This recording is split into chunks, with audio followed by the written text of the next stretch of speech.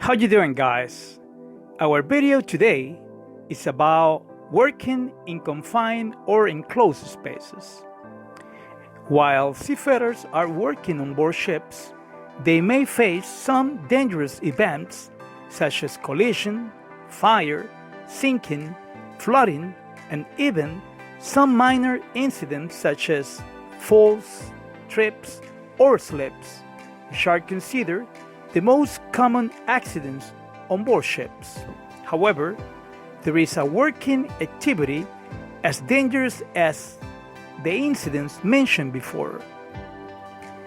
For most seafarers, the term confined or enclosed space rings a bell, and they know that entering or working into confined or enclosed spaces is a dangerous task, since many people has been killed or seriously injured while being inside without an adequate plan or convenient personal protective equipment.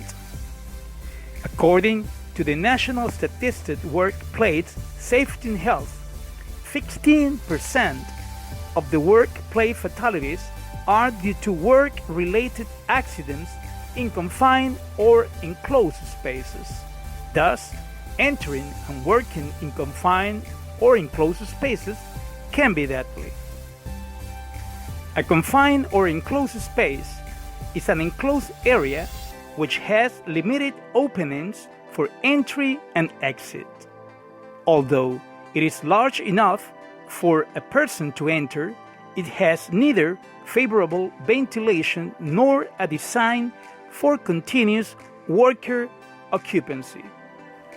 Some common examples of confined and enclosed spaces on board ships includes boilers, cargo holds, cargo tanks, ballast tank, double bottom, double hull, sewage tanks, pump rooms, compressor rooms, and cofferdam as well. Hence, personnel entering or working in enclosed or confined spaces may come across some dangers such as oxygen deficiency. The required oxygen concentration for safety entry into an enclosed or confined space is between 19.5 to 23.5%. Lower oxygen concentration may result in difficulty in breathing, headache, unconsciousness, or even death. Fire and explosion. The accumulation of flammable gases, fumes, and vapors may lead to a fire or even an explosion in the enclosed space. Poisoning. The presence of toxic gases, fumes, or vapors may also harm the worker's health in the enclosed space, leading to death. Drowning. An increase on the water level in the enclosed space may lead to workers drowning. Suffocation. The presence of free-flowing solids in the air of the enclosed or confined space may lead to workers' suffocation. Loss of consciousness. As a result of an increase in the worker's body temperature, the loss of consciousness is a common incident in confined or enclosed spaces. Due to these hazards, the Occupational Safety and Health Administration, as well as the National Institute for Occupational Safety and Health, set some regulations and guidelines so that ship personnel could recognize, evaluate, correct, and control hazardous situations. According to this, many factors must be evaluated before entering into an enclosed space or working around one. These evaluations include searching for the presence of flammable, toxicant, oxygen depleting, or enriching agents in spaces containing organic materials such as fruits, vegetables, natural fiber lines, standing seawater, which potentially deplete the oxygen may further deteriorate into methane or worse, into hydrogen sulfide. That's why entering or working in confined or enclosed spaces cannot be improvised. Therefore, the officer in charge must call for a risk assessment meeting first in order to identify health hazards and consider the measures to be taken to minimize risk inside the enclosed space. Moreover, warning signs must be displayed at every entry point of the enclosed or confined space to warn against unauthorized entry. Furthermore, personnel must be sure that the entry permit is valid and has been correctly endorsed by the supervisor, the surveyor, and the officer in charge. So, no one can enter or work in an enclosed or confined space without a valid entry permit. In addition, an entry permit must clearly indicate identification and location of the enclosed or confined space, purpose of entry, date, time, and limit exposure, potential hazards identified, and countermeasures to be taken, ventilation and lighting arrangement, atmospheric testing results, and an enclosed space attendant or standby designated person.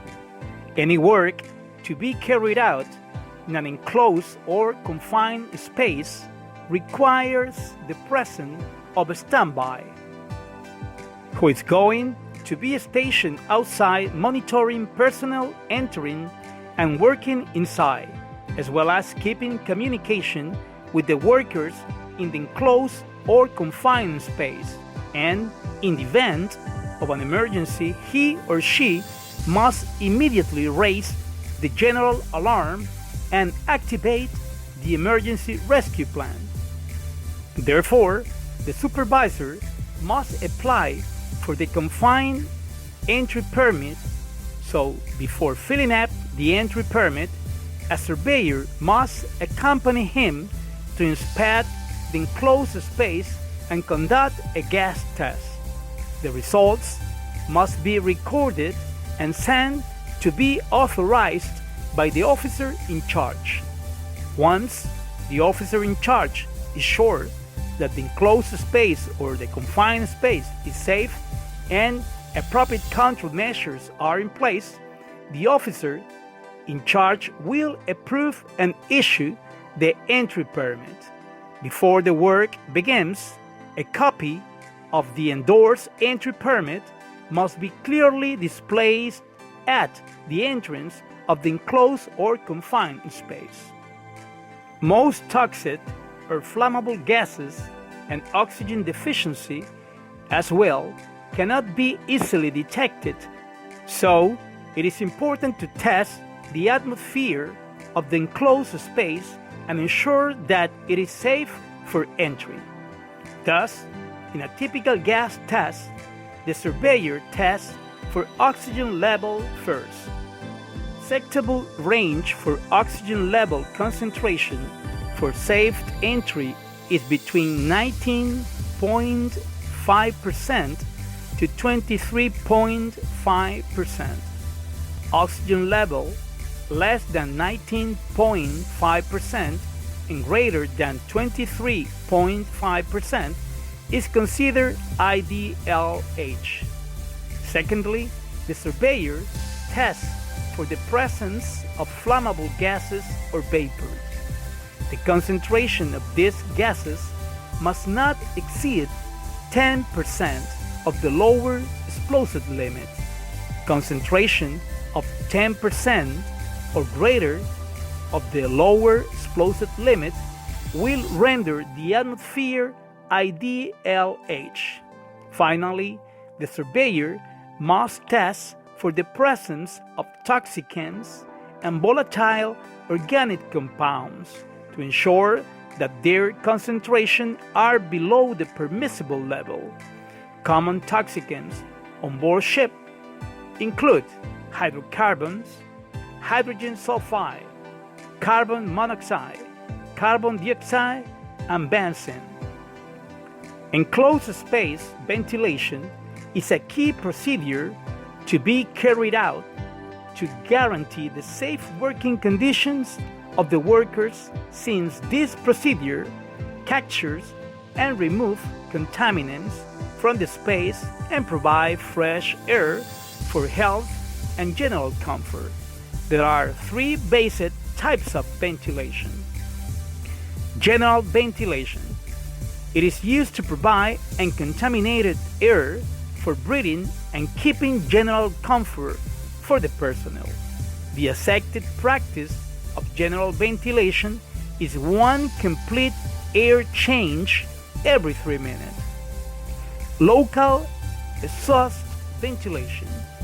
This system contains an exhaust bore intake positioned near the source that generates the contaminants. Contaminants are captured as they are generated and removed. This type of ventilation is more effective for removing contaminants generated from welding or solvent cleaning. Dilution ventilation. It is a portable system that withdraws air out of the space and replaces the stagnant air with fresh air by natural air circulation. The contaminated air within the space may be diluted to a safe level. When working into an enclosed or confined space, a safe working environment is a must.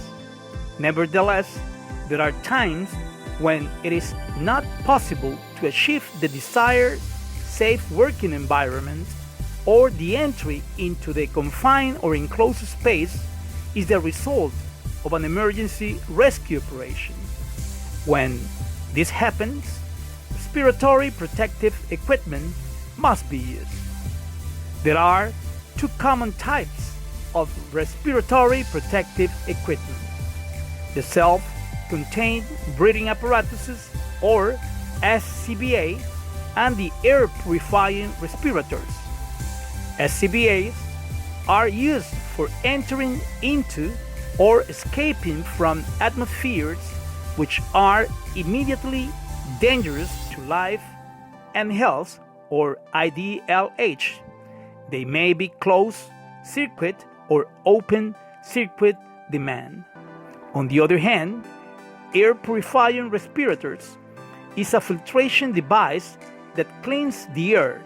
Nevertheless, the air purifying respirator cannot be used in oxygen deficiency environments, poorly ventilated, enclosed spaces, areas where the concentration of toxic contaminants are unknown, areas immediately dangerous to life and health, or areas where the concentration of contaminants is higher than the device filter capacity.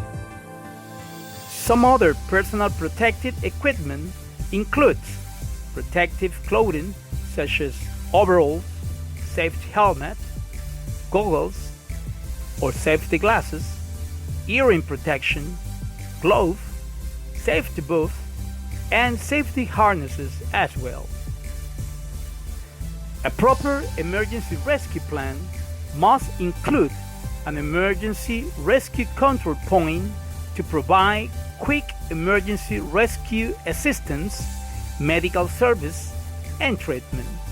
The rescue control point must be located immediately adjacent or next to the space. Besides, the emergency rescue control point must be manned with a convenient number of trained and qualified personnel to enable rescue operations. Consequently, rescue personnel who enter a space to perform a rescue operation must be equipped with approved and tested SCBA. They must also have safety harnesses, torch lights, Robertson stretchers, and lifelines, as well as other personal protective equipment convenient to the space conditions. As we have seen, entering or working into an enclosed or confined space doesn't have anything to do with improvising. Therefore, all the activities carried out in enclosed or confined spaces must be properly planned. That's why entering and working in an enclosed space without proper preparation or equipment can endanger your life. That's all, folks. Thank you for your attention. See you next video.